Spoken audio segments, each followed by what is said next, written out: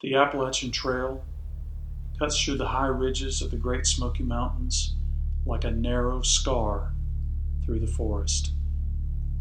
That morning, a group of high school students from Knoxville, Tennessee, set out on what was supposed to be a simple hike. Among them, 16-year-old Trenny Gibson. The trail was busy that day. Teachers walked alongside the group. Students moved in clusters, laughing, talking, drifting in and out of the trees. At one point, several classmates passed Trenny sitting on a rock just off the trail. One of them would later say, she looked calm, almost relaxed. Just sitting there quietly, looking down the mountainside. No one stopped. No one thought anything was wrong. Minutes later, when the group gathered further up the trail, Trenny Gibson was gone. No scream, no sound of someone crashing through the brush, no sign that anything unusual had happened at all. Search teams flooded the mountain within hours. Helicopters scanned the ridges. Bloodhounds followed the trail. Hundreds of volunteers combed through the forest.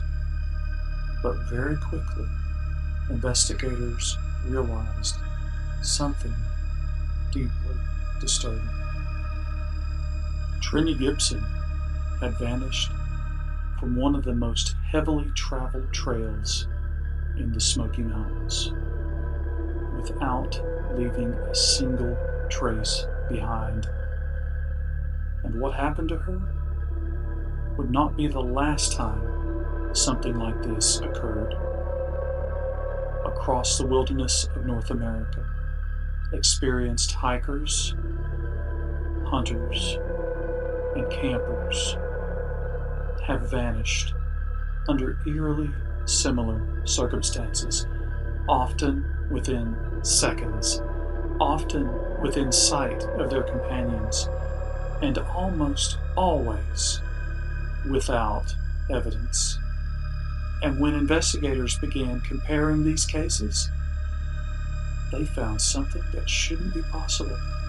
A pattern, one that suggests something may be operating deep in the woods, something capable of removing a human being from the landscape without leaving a single trace behind.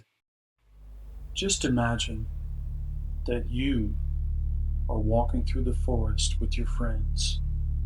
You're only a few steps behind them. The trail is narrow, but it's easy to follow. The afternoon sun filters through the trees. Birds call from somewhere deeper in the woods. Nothing feels unusual. And then, in the span of just a few seconds, you're gone. Your friends turn around. The trail behind them is empty. No footprints leaving the path. No broken branches. No clothing. No sign that you were ever there. Investigators began noticing something deeply unsettling. Many of these disappearances follow the same pattern. The missing person is very experienced in the outdoors. A hunter, a camper, a seasoned hiker, someone who understands the terrain. And yet, they vanish faster than seems physically possible. Sometimes only a few yards away. Sometimes within sight. Sometimes within seconds. The forest swallows them whole. When someone disappears in the wilderness, search and rescue begins immediately. Bloodhounds are brought in, These dogs can follow a human scent for miles. They can track where someone walked hours earlier. But in these bizarre cases, the dogs reach the last known location and stop, refuse to track. The scent trail ends, no direction, no continuation, nothing. Handlers describe the same behavior. Dogs pacing in circles, confused, as if the person simply vanished from that exact spot.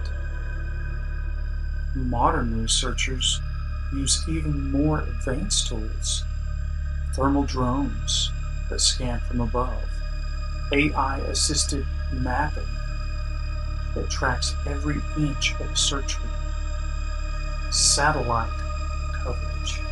In theory, it should be nearly impossible for a body to remain hidden.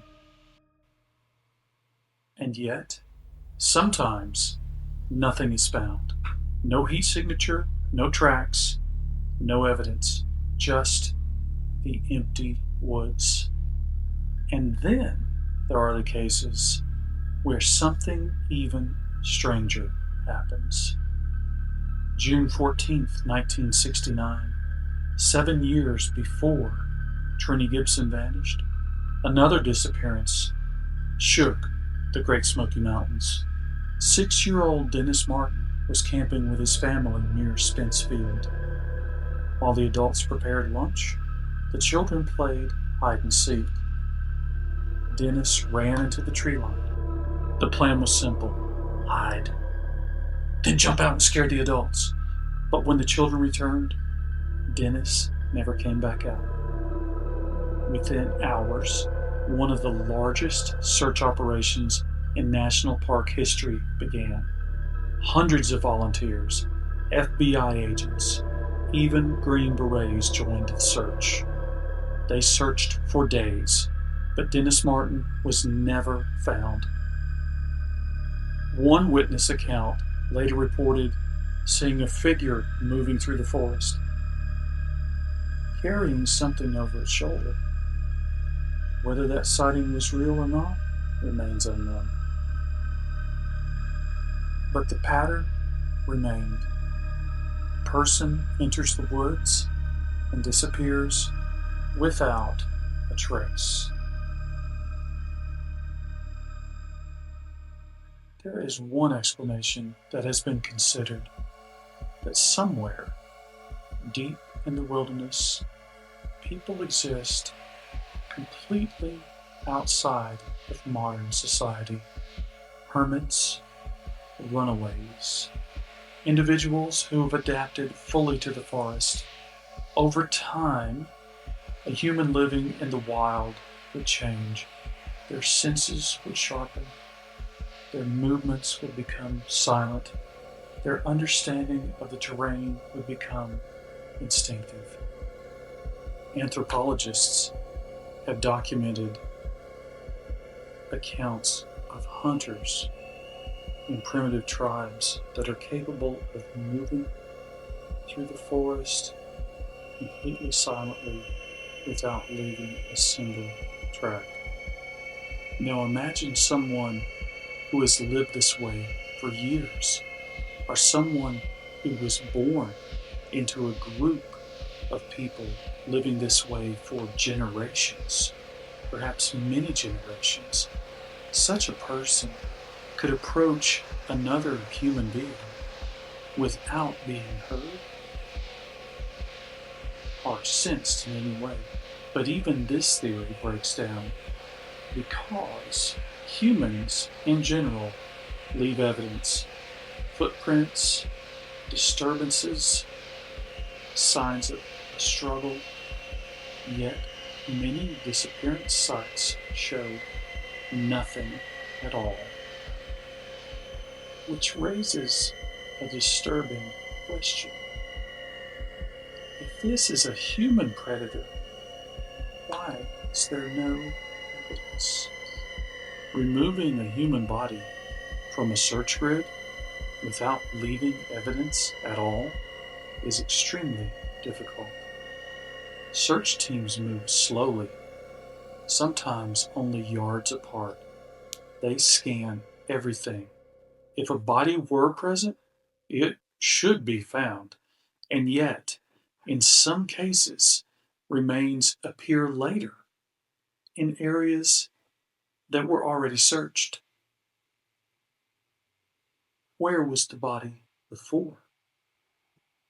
Some researchers suggest underground cave systems, deep limestone fissures, hidden spaces beneath the forest floor. Such environments can conceal heat, they can mask thermal signatures, but this creates another problem: movement.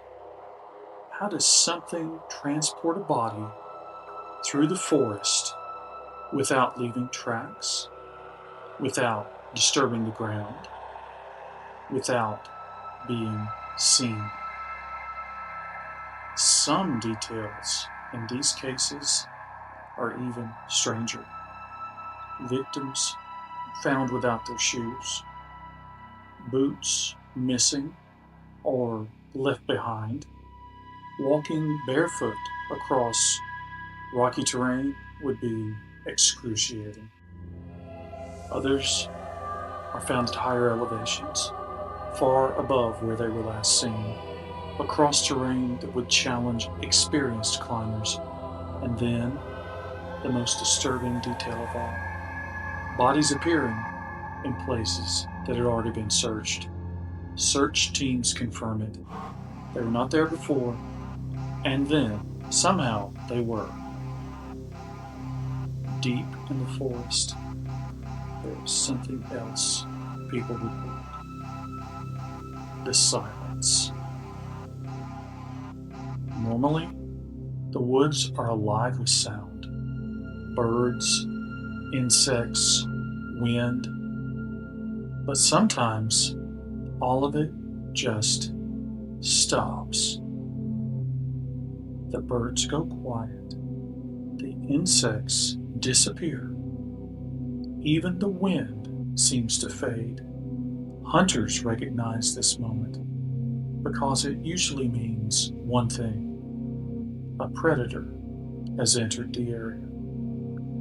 And in some cases, witnesses describe that exact moment: the woods going still, as if the forest itself is holding its breath. And then someone vanishes. After examining all of this, two possibilities remain.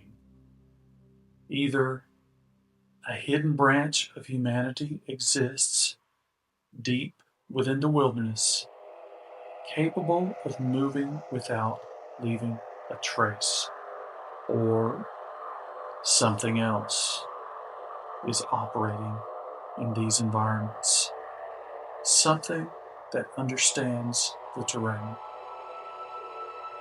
something that can approach without being detected, something that moves through the forest unseen. Because the most terrifying detail is not the mystery, it is the absence of evidence. Predators leave tracks, humans leave clues, accidents leave traces. But in these cases, there is only a void, a place on the trail where someone stood just moments earlier, and then they were gone. And somewhere, deep in the wilderness, whatever is responsible may still be there,